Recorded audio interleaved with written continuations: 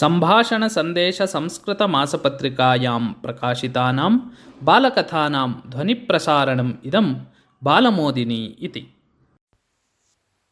व्यासपूजादिनं तत्। गुरोः रामदासस्य आश्रमं प्रति भक्ताः आगत्य गुरुपूजां निमित्तीकृत्य किमपि समर्पयन्ति स्म। गुरुः रामदासः तानि वस्तूनि धनादिकं च स्पृष्ट्वा स्वीकृतिं दर्शयित्वा तत्सर्वम् आश्रमप्रबन्धक अधीनं कृत्वा वस्तुधनादिकम् अर्पितवन्तं जनम् आशीर्वादेन अनुगृह्णाति स्म। गुरुपूजानिमित्तं स्थितानां भक्तानां पङ्क्तौ राजा शिवराजः अपि स्थितः आसीत्। अग्रे स्थितेषु जनेषु यथाशक्ति समर्प्य गतेषु शिवराजः समर्पणाय रामदासस्य पुरतः अतिष्ठत्।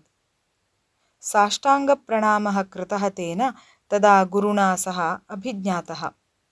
गुरुः आसनात् उत्थाय शिवराजं प्रीत्या आलिङ्ग्य महाराज भवता अपि उपस्थितम् अत्र इति ससन्तोषम् अवदत्।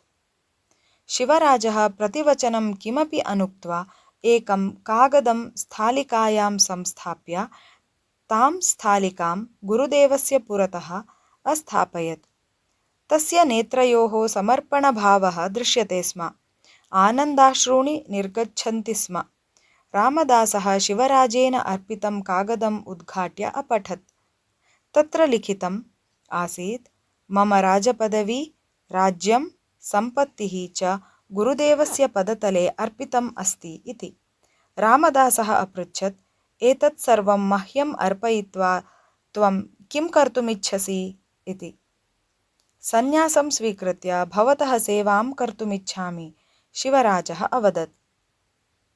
अद्यपर्यन्तं भवता यत् कृतं तद् मम सेवा किं न? रामदासः अपृच्छत्। नाहं जानामि, शिवराजः उक्तवान्।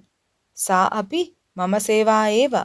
स्वराज्यं सुराज्यं क्रियताम्, उत्तमं प्रशासनं व्यवस्थाप्यताम्, सन्न्यासिनः यः मनोभावः तेनैव निर्लिप्तमनोभावेन कार्यं क्रियताम्।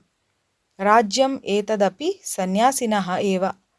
तस्य सङ्केतरूपेण राज्यध्वजः काषायवर्णीयः भवतु। तस्मात् दिनात् शिवराजप्रशासनस्य राज्यध्वजः काषायवर्णीयः जातः। सः एव भगवध्वजः इति निर्दिश्यते।